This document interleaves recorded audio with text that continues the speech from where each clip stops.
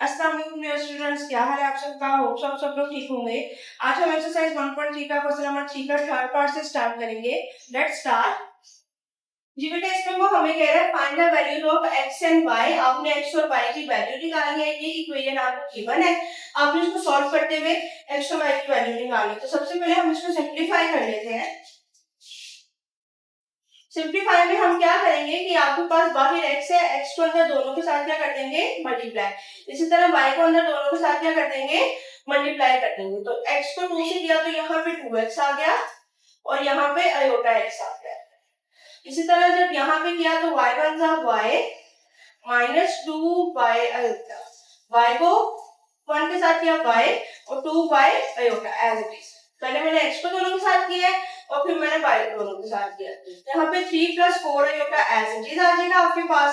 अब इसके बाद वेरी सिंपल आप क्या करोगे कि आपके पास जो आयोटा के अलावा वैल्यूज हैं, जो रियल नंबर्स हैं, उनको आप एक साइड पे कर लोगे और आयोटा वाला को साइड पे कर लोगे।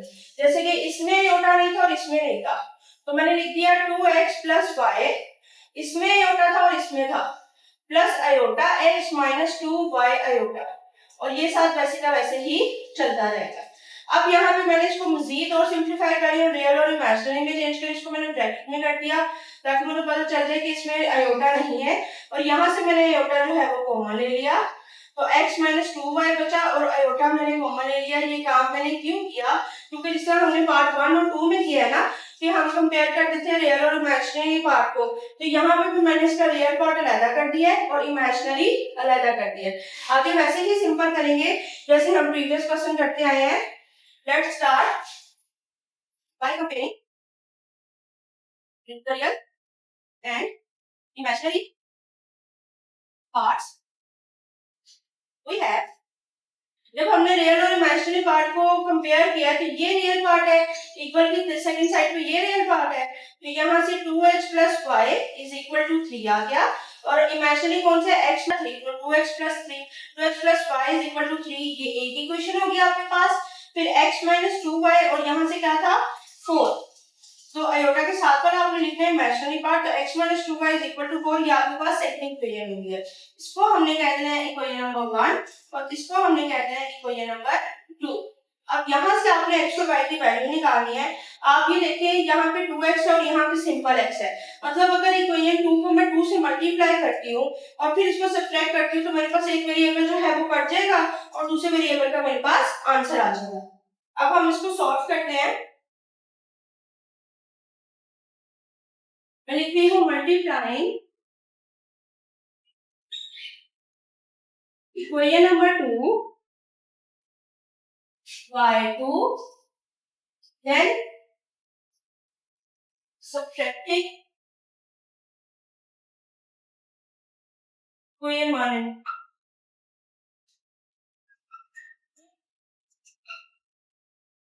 अब ये चीज मुझे कहाँ से पता चली है कि मैंने 2 से ही मल्टीप्लाई करना है इक्वेशन 2 को और फिर उन दोनों को सब्ट्रैक्ट करना है। कि मैं आपको सिंपल बता दूं कि देखिए मेरे पास 2x ऊपर इक्वेशन 1 में था, नीचे खाली x था, तो मैंने इसको 2x बनाने के लिए इक्वेशन 2 को 2 के साथ पहले मैं मल्टीप्लाई करूंगी और फिर ये प्लस का है तो याद जारी बात है ये माइनस का होना चाहिए, तो मैं सब्ट्रैक्ट करूंगी ताकि मेरे पास एक वेरिएबल कट जाए और सेकंड जो है उसका आंसर आ जाए। अब मेरे पास इक्वेशन है x - 2y = 4, x - 2y = 4। इसको मैंने जब 2 से मल्टीप्लाई किया तो ये आ गया मेरे पास 2x, 2 2 = 4y = 4 2 = 8। ये मेरे पास आ गई इक्वेशन नंबर 3। इसको इक्वेशन 3 कह लें या फिर आप इसको जो है ए इक्वेशन कोई भी आप इसको नाम दे सकते हैं। उसके बाद जब मैं जैसे मैंने कहा इक्वेशन 1 और 2 को आपको सब्ट्रैक्ट करना है तो इक्वेशन 1 मैंने लिखा है वो है मेरे पास 2x + y = 3 और मेरे पास इक्वेशन जो है अब जो आई है उसको सॉल्व करके तो 2x - 4y = 8। अब मैंने इसको सब्ट्रैक्ट कर दिया। सब्ट्रैक्ट में क्या होता है, जो साइन होते हैं वो चेंज हो जाते हैं। यहाँ पे कोई साइन नहीं है, वहां पे प्लस था वो माइनस में चेंज हो गया, यहाँ पे भी कोई साइन नहीं था, प्लस था वो माइनस में चेंज हो गया। ये दोनों आपस में कट गए कि एक प्लस का था और एक माइनस का, कटिंग हो गई।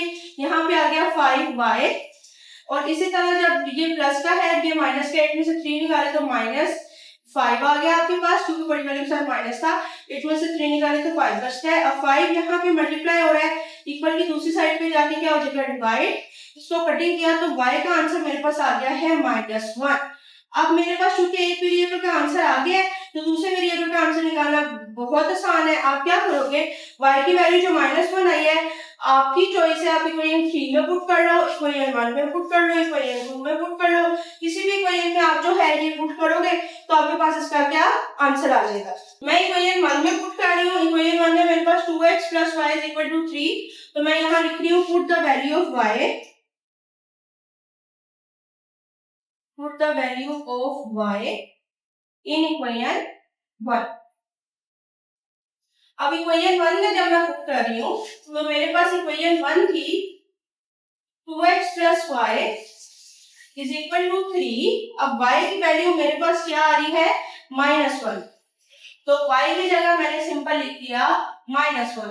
अब इसको मैं सॉल्व कर रही हूँ, प्लस माइनस -1, ये माइनस से उधर जाके प्लस का हो जाएगा, तो x = 3 + 1 4, ये 2 मल्टीप्लाई हो रहा है, यहाँ पे डिवाइड हो गया, कटिंग हो गए, x का आंसर मेरे पास 2 आ गया। अब उसने जैसे कि हमें कहा था कि आपने x और y की वैल्यू निकालनी है, तो सिंपल मैंने x और y की वैल्यू निकाली है। x की वैल्यू मेरे पास 2 आ गया और y की वैल्यू मेरे पास 1 आ गई है। आप एंड पे इसको लिख के x = 2 एंड y = -1, ये आपका जो है वो रिक्वायर्ड आंसर है। आज के लिए इतना ही स्टूडेंट्स, कल मजीद पार्ट 4 और पार्ट 5 के साथ जो है वो न्यू वीडियो लेके मैं आऊंगी। आपकी मजीद कोई क्यूरी है, कोई क्वेश्चन है तो आप पूछ सकते हैं, एंड मेरा चैनल जरूर सब्सक्राइब कर दीजिएगा। ओके, अल्लाह हाफिज।